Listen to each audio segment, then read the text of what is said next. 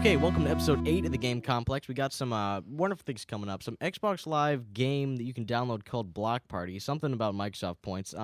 Borderlands DLC, cut content from Lost Planet 2, and for our opinion time, government monitoring and restrictions around video games and M-rated games and all that wonderfulness. Yeah. So, basically them saying no boobs. yeah. All right, so, as usual, I'm Zeb Howell. I'm Quinn Moore. And I'm Nathan Berton. Woo. Awesome. Games being played now. What are you guys doing? Let's see here. What am I doing? I actually have been playing some DLC. Not really like big old, $50 games, but more like $5 games. Mostly on the PS3 side. They had like a special deal for Pixel Junk series, which is like pretty awesome. Like they had a new Pixel Junk shooter game which came out, which was I'm playing a lot. It's really cool. So, what's Pixel Junk? It's like I don't know. They're very like unique, and they make unique games. Like they made what's it called? Let's see here. Like one of those castle building games that you kill little monsters that come in lines. What's it called? Tower defense? Yeah, tower defense game. Defense. Yeah. Which is like it's different than others because you actually run around and have to build castles and find money in trees. So kind of like, money in trees. but is it still top down? Well, yeah, it's like a fixed position. But is it still like, It's not. It's like an like yeah, plane yeah. and then like camera above and like Little Pac-Man? Yeah, like almost. No, it's not really completely up down. It's like at an angle. It's like action camera. Yeah, it's like action. It's like zooms in. Oh, and is it like Pokemon where some of the things are top down but other things are at an angle?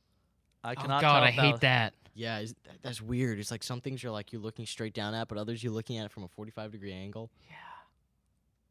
Continuing. Anyway. So yeah, they like just had actually their newest game. They have 4 right now. The newest one just came out a while ago, so they had a special deal where you buy all 4 and you get like $20, which usually they're all $10 each. So it was nice. All right.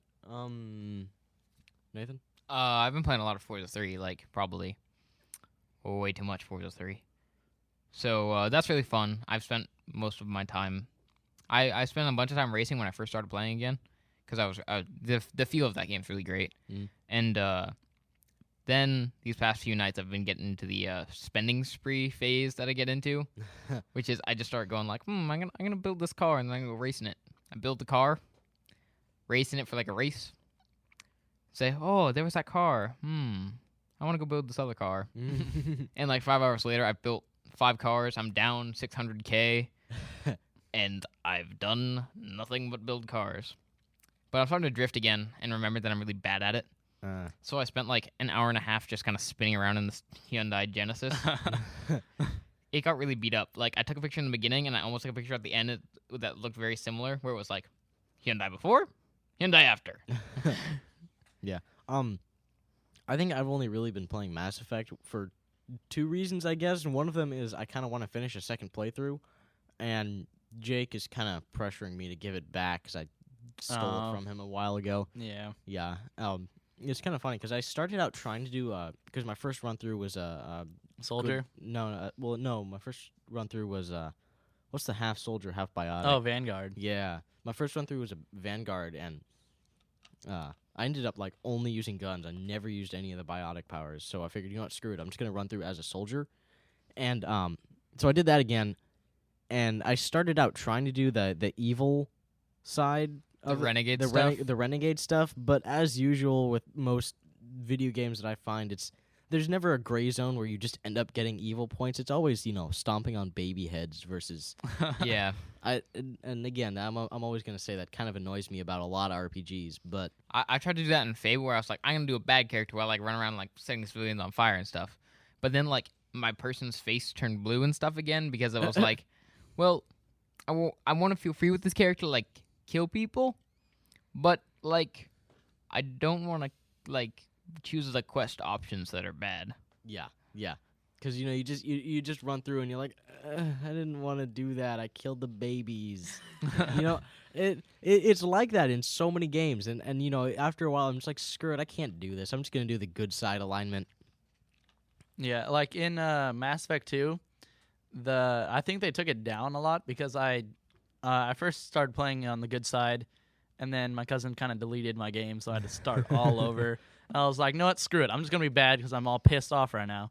And it seemed like not much really changed. Like right at the beginning, you can either, use your tech powers to turn off a computer, or you could just shoot the computer. And I was like, I'll just shoot it. Which part are we talking about? Yeah, it's like at the very beginning. We should probably not spoiler. Well, no, which Mass Effect 2?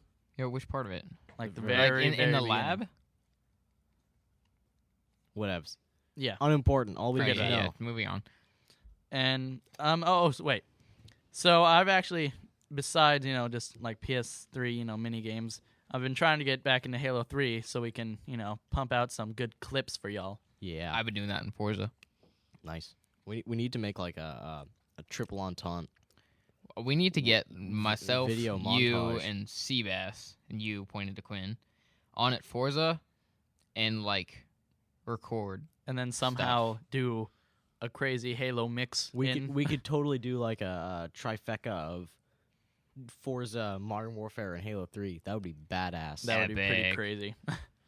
Just have like a bunch of random cars blowing up, and then Forza, cars hitting each other, and then Halo mongoose splatters. Just like random. TGC Taj. Yeah. That would be cool. Anyway, but yeah, like I was saying, I mean, Mass Effect 2, I'm doing a second run through, and just doing things a little differently. One thing is I'm doing less core quests and more of the side quests, because there's a lot of interesting stuff.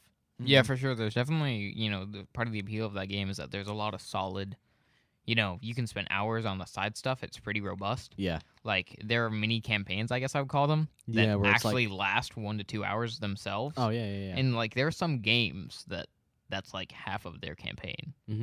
I feel like it's that like one of those choose your own storybooks where you go to like one page and you're like, oh no, I don't want to do this. I want to go and go on this side quest or Well, like do whatever you want. That's the appeal of two things. One, creating a second character so you can do everything all again differently. Yeah. Like, oh, I remember doing that, ends up getting this guy killed, so I'm gonna do this differently. And then there's just side quests where you're like, oh, I don't want to do that side quest. Okay, whatever. You can just do And this other when certain side quests get locked off. Yeah. Which is another key, which is, I'm noticing it less in Mass Effect 2, but I think I remember in Mass Effect 1 there were a couple quests where they would just mysteriously Disappear. not mysteriously disappear, but I had a couple. you'd of go them into just a not work. guide and you'd realize that all of a sudden there would be like you go on an online guide and you'd say, oh, go get this challenge to get this discount here and it'll save you money. And you go to do it and the guy's not there.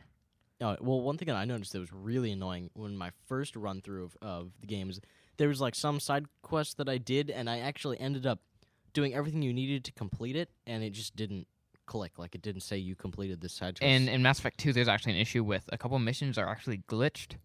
Some don't work unless you've done certain things.